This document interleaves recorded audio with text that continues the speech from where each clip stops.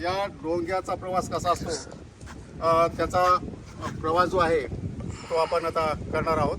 गडचिरोली जिल्हा म्हणजे सर्वात जास्त आदिवासी वस्ती असलेला जिल्हा आणि या जिल्ह्यात सर्वात जास्त जंगल क्षेत्र पण आहे।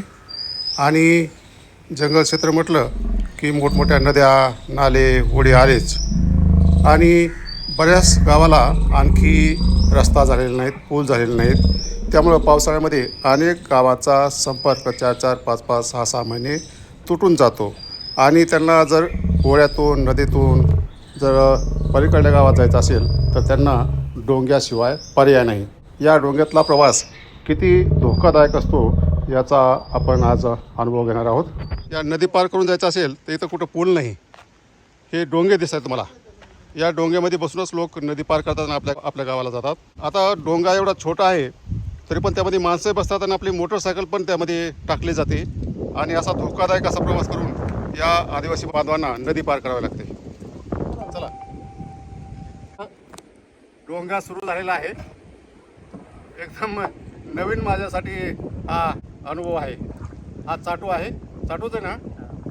वा, पामल गौतमी ही नदी आहे। या नदीमधून आपण प्रवास करतोय आणि गडचिरोली जिल्ह्यामध्ये नद्याचं जाळं आहे आणि खूप मोठ्या मोठ्या नद्या आहेत इथल्या आणि या सर्व नद्या शिरोळच्या येथे गोदावरीला मिळतात। आणि या गडचिरोली जिल्ह्यामध्ये पाऊस खूप पडतो आणि आता कुठं कुठं रोड झालेले आहेत, बऱ्याच गावामध्ये आणखी रोड नाहीत आणि पूरसुद्धा पूर्वी नव्हते। पावसाळ्यामध्ये काही गावं 6-6 महिने 4-4 महिने, काही गावं तर 8-8 महिने हे संपर्क विहीन असायचे, म्हणजे संपर्क तुटलेला असायचा। त्यामुळे ही जी लोकं आहेत ती पूर्ण पावसाळ्याच्या अगोदरच त्यांच्या जी लागणाऱ्या दररोजच्या गरजा आहेत त्या गरजा घेऊन एकदम गावामध्ये बंदिस्त केल्याप्रमाणे राहत होत्या। तर आता आपण छत्तीसगडच्या बाउंड्रीवर चाललो। आपण माझ्या समोरची जी बाजू आहे ती महाराष्ट्राची आहे आणि माझ्या पाठीमागची जी बाजू आहे ती छत्तीसगड राज्याची आहे। आता ह्या बेटावरली काही 5-6 गावं फक्त महाराष्ट्रामधली आहेत, परंतु पलीकडे जी नदी आहे त्या नदीकडच्या कोणती ती इंद्रावती जी नदी आहे त्या इंद्रावती नदीच्या पलीकडे तर पूर्ण छत्तीसगडच आहे।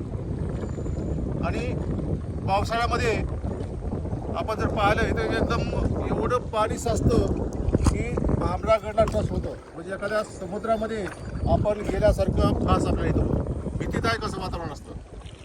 तर फारच म्हणजे मला ह्या नदीमध्ये प्रवास करायचा तिकडे घ्यावं किती बघा समोरची बाजू घनदाट अरण्य आहे आणि या अरण्यामध्ये तुम्हाला ही जी आहे ती नदी वाहताना दिसते। ती नद्याचा संगम आहे, म्हणजे त्रिवेणी संगम आहे।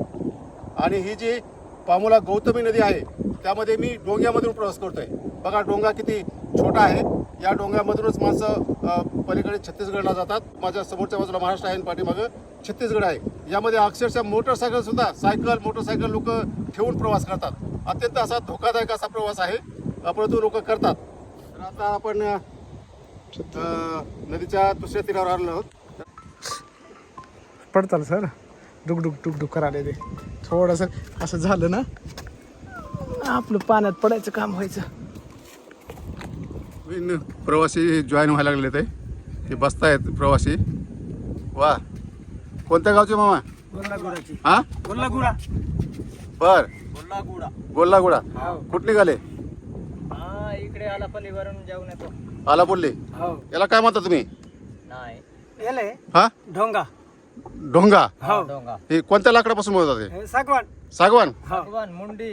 हा, हे कोरीव लाकूड आहे सर, भरीव, ह्याला जॉईंट कुठंच नाही, पूर्ण अखंड लाकडाचं। अखंड लाकडाचं आहे, म्हणजे जोड नाही ह्याला, नाही अखंड लाकडाचं आहे। कोरून तयार केलेलं आहे। म्हणजे त्यात कोरीव काम केलंय, मधला लाकडाचा भाग काढून टाकून भांड्यासारखा आकार दिला, म्हणजे डोंगा सागाचं लाकूड आहे पूर्ण। की लांब किती असेल हे? फूट किती आहेत? किती असेल फूट? लांबी याच्या डोक्याची लांबी किती आहे? 40 फूट 30 फूट 40 फूट असेल आणि रुंदी साधारणतः 2-2.5 फूट आहे। 2.5 फूट 2.5 फूट हो रुंद आहे। आता समोरचा बघा किती विलोभनीय दृश्य आहे।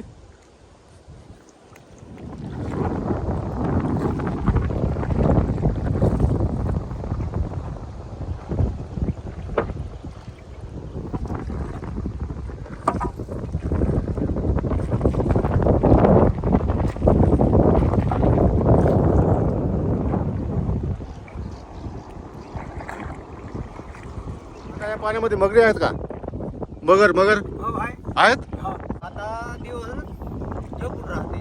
बर मगरी आहेत इथं. मासे पकडतात का? काही जाळ्यानी का? हा, किती पैसे घेतात तुम्हाला ही नदी पार करायला?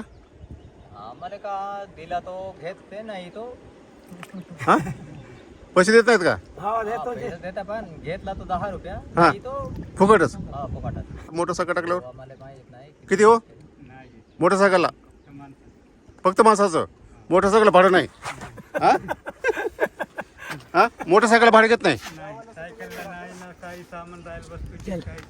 काहीच नाही. सामानाचं भाडं नाही, काहीच नाही. काहीच नाही माणसाचे 10-20 कोण घेत